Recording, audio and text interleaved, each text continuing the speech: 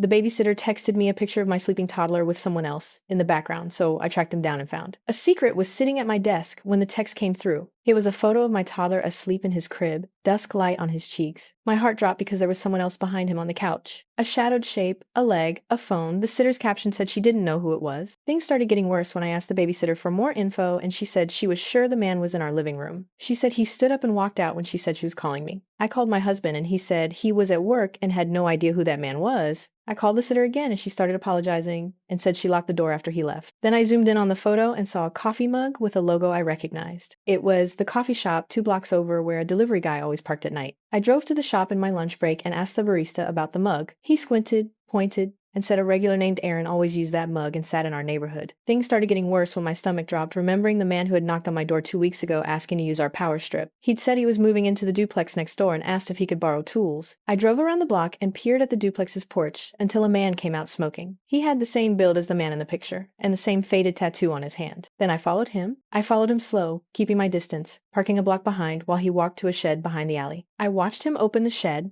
and put something inside, then walk away. My hands shook enough that I almost called the police right there. Things started getting worse when I remembered the sitter had said the man had glanced at the crib. The word looked predatory in my head, and I couldn't sit with that. I called my friend Jenna and told her to come over because I needed backup. She arrived 10 minutes later with keys she kept for me in emergencies. We went to my house, my heart thudding so loud the floorboards seemed to echo. The sitter answered the door, pale, and handed me the phone with the original photo again. Then we called the police because I couldn't keep pretending this was normal. They said to hold tight, and an officer would come to take a report. The officer arrived and was calm and efficient, taking notes and asking me to describe everything. He asked if I wanted an officer to wait in the house while the sitter finished, and I said yes. Things started getting worse when the officer ran the sitter's story and found nothing criminal about her. She'd been booked through an agency and had clean references. I asked if there were any cameras in the neighborhood, and the officer said my neighbor had a porch cam that might have caught foot traffic. He asked if I wanted them to check it, and I practically begged yes. Then they found footage. The porch cam showed a man slip in through our side gate at 9:12 p.m., stay for exactly 17 minutes, then leave. The footage matched the photo down to the jacket and slouch. The officer froze the clip and turned to me, saying he could run the plates on a car seen in the background. Things started getting worse when the plate came back to a name I knew.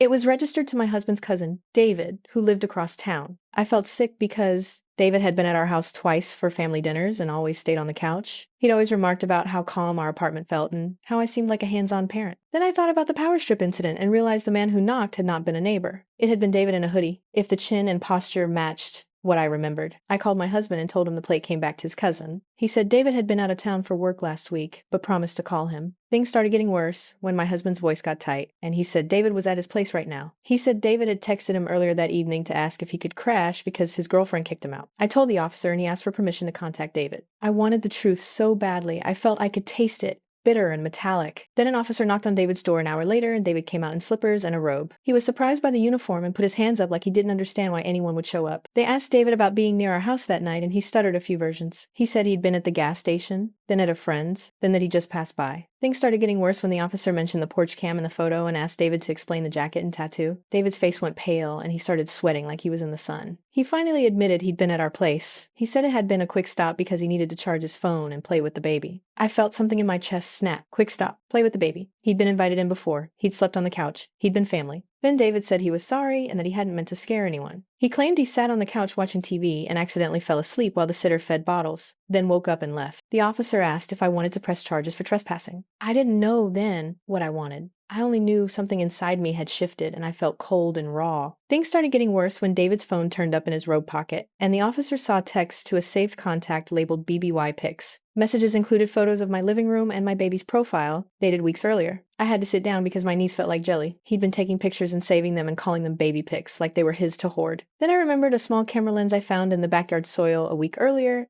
and tossed in the trash. I thought it had been a weird piece of hardware from the duplex. Now it felt like evidence. The officer asked where he'd stored the phone, and David's hands trembled while he told them the shed address. He swore he didn't mean harm, that he loved babies and missed the family connection. Things started getting worse when officers went to the shed and found a backpack with printed photos of my house and my kid. There were screenshots, close-ups of our hallway, a piece of jewelry that belonged to me, and a duplicate of our house key. My mouth went dry, and I couldn't speak for a beat. The officer told me to look at the photos, and I recognized the angle of a framed picture on our mantle that had only been inside our home. Then they arrested David for trespassing and possession of stolen property. He kept saying he didn't mean any harm, and people steadily lost patience with him in my head. The police asked if I wanted to pursue stalking charges, and I said yes, even though my voice was tiny. I wanted him far away, and I wanted every layer of this exposed. Things started getting worse when a detective asked about everyone's access to keys and who knew our schedule. It hit me that the sitter had a schedule, the cleaner had a key, babysitter's friends might know shifts. I lay awake that night and ran through every open door I'd ever left. I thought about the power strip and the way David had watched my baby and said nothing when a bottle fell on the floor. Then I found out the worst part. When detectives checked David's social accounts,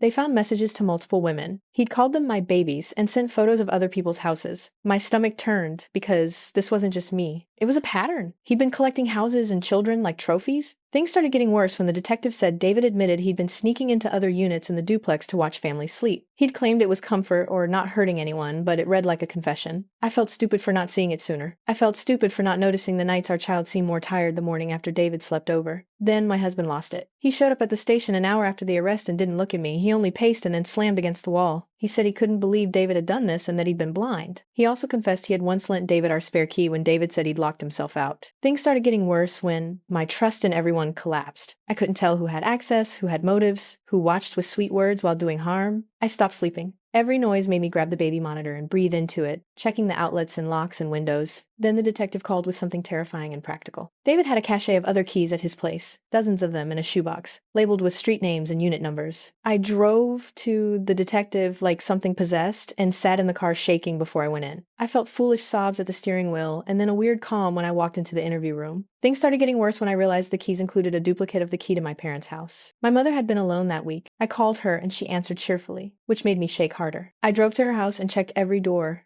while she watched the TV like she didn't know. Her back porch door had been jiggled but not opened. The screen was loose. Then a detective sat me down and explained why this mattered. He said possession of keys and photos showed an intent, and intent could be dangerous. They asked if I wanted a restraining order and security recommendations, and I said yes to everything. For 2 nights, the police patrolled our block, and a security company changed our locks. Things started getting worse when my husband and I realized how fragile the idea of safety was. We argued about how we had been too trusting and how we failed to see red flags. I found myself replaying the small kindnesses David had done and seeing them as grooming instead of generosity. I kept seeing his smile at holidays and hearing my father say he was a likable guy. Then I made a choice. I refused to let fear shrink my life. I refused to stop living in my home for the rest of my child's childhood because one man had been sick. I installed motion lights, got new locks, told our sitter to meet us outside before handing the baby over, and I bought a nanny cam that uploaded to my phone. I scheduled counseling for myself and my husband because we needed to rebuild basic trust in our family. Things started getting better when the court date showed David was ordered away from our county and banned from contacting us. He pleaded no contest to trespassing and possession, and the judge gave him supervised probation and mandated therapy. I cried in the parking lot because it wasn't enough, and it was protective, and it was a step. I also knew the law had limits, but it had helped. Then my husband and I sat down and rewrote rules for visitors and keys and childcare. We made a binder with names, IDs, background checks, and emergency contacts. Our sitter was suspended by the agency for not verifying the man, and she apologized and paid for extra security for a month. She came to my house and asked how to make it right, and I told her to go through training and background. Things started to feel less like constant panic and more like careful vigilance. I learned to trust boundaries and to ask questions that used to feel rude. I still flinched when I heard a car door slam. I still checked the monitor a dozen times at night. Then one late afternoon, my toddler toddled into the living room with a gummy in his hand and laughed like nothing had happened. He leaned into me, sticky and unconcerned, and I felt something heavy lift a little. I told my husband that I didn't want to be a prisoner in our home, and we agreed to rebuild and to let kids be kids while we kept them safe. We planted window boxes, we let him play in the yard with neighbors, we vetted, and we taught him the simple rule of strangers. Things started to settle when a year passed with no incidents and the files on the detective's desk were archived. We still had the shelf of spare keys and the camera footage saved in a folder titled Incident 1. Then months later, I got an email from a woman whose town David had tried to enter. She said she'd read the local court notes and wanted to thank me because she'd been scared and the police had used our case to catch him earlier than they would have. I cried in the grocery store aisle and a stranger asked if I was okay, and I waved and said yes. It felt strange to break down in a place where toddlers were screaming and cereal boxes crowded the shelves. Things continued to be imperfect. My husband and I still had fights about how much to blame ourselves and how to protect our son without turning him paranoid. Then last summer, we had a small backyard barbecue and my mother brought a pie. She stood in the yard and looked around and said she felt safe now, that the house felt like it used to. I believed her, which surprised me. Safety didn't mean everything was perfect. It meant the people I loved had taken steps and kept showing up. Things finally cooled when I realized my fear had taught me to be brave in mundane ways. I checked IDs at birthday parties. I asked about supervision at playgroups. I installed an always-on camera in the nursery. Then one morning I woke to my toddler banging pots and pans in the kitchen and laughing with my husband. I watched them from the doorway and let the sound fill the house, grateful for the noise and for the ordinary. I'm still careful, and sometimes I still freeze when someone I don't know smiles too easily at my kid. But I also know I can act, call the police, change locks, and speak up. After everything, that knowledge felt like a secret power. It didn't undo what happened, but it changed me from a scared parent into one who guarded loudly and lived loudly too.